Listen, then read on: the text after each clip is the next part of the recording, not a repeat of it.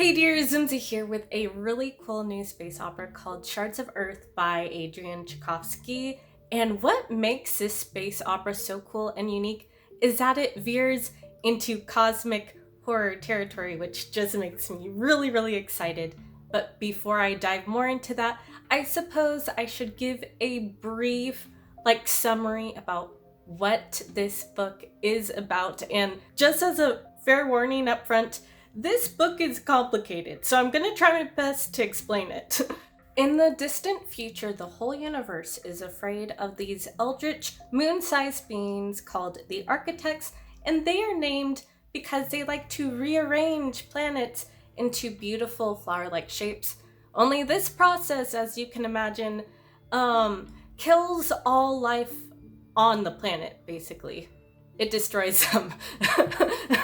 So everyone's afraid of these. All alien civilizations kind of group together to try to fight against them, and humanity devises this plan to create these super beings who can try to telepathically communicate with the architects to try to ask them to stop or do something about it.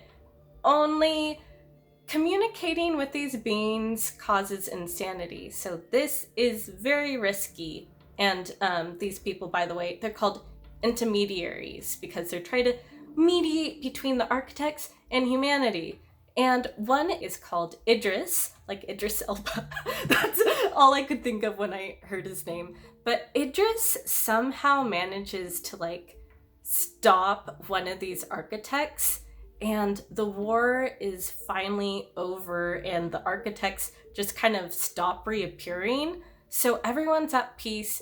Idris goes back to resume his normal life. However, 50 years pass, and there's a rumor that the architects have reappeared. So now Idris becomes this sought-after pawn by multiple warring factions to try to fight against this reappearing threat.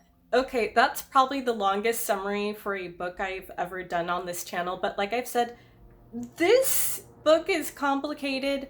It's kind of a double-edged sword. There's all these really interesting ideas. For instance, there's the idea of unspace, which are basically wormholes that only intermediaries can travel because it's very mentally taxing to be in another dimension.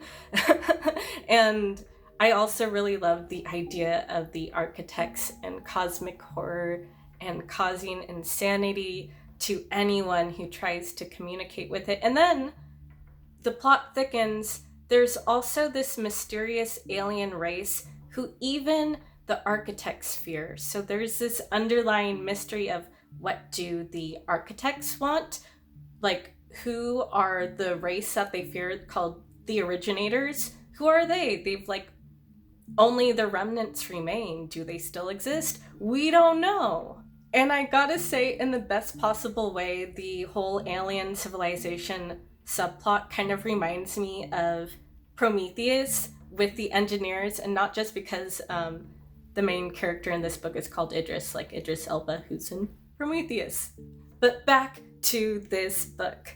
As I was saying before, the world building is very complicated in this book. There's a lot of cool, interesting alien races. There's a lot of history that the author has planned out. The one negative that I found of that is I kept having to reference the glossary, which there is a glossary of with the timeline and all the key definitions for locations and races and stuff like that. So this isn't the easiest read. You're gonna have to reread passages, but it does create this really immersive, believable world building. So if you are looking for a high stakes, large scale, universe scale space opera, I think you'll have a lot of fun with this book. And if you have any other recommendations for other space opera or cosmic horror, because I love my Lovecraftian stories, let me know down in the comments below. As always, thank you for watching, and I'll catch you on the flip side. See ya!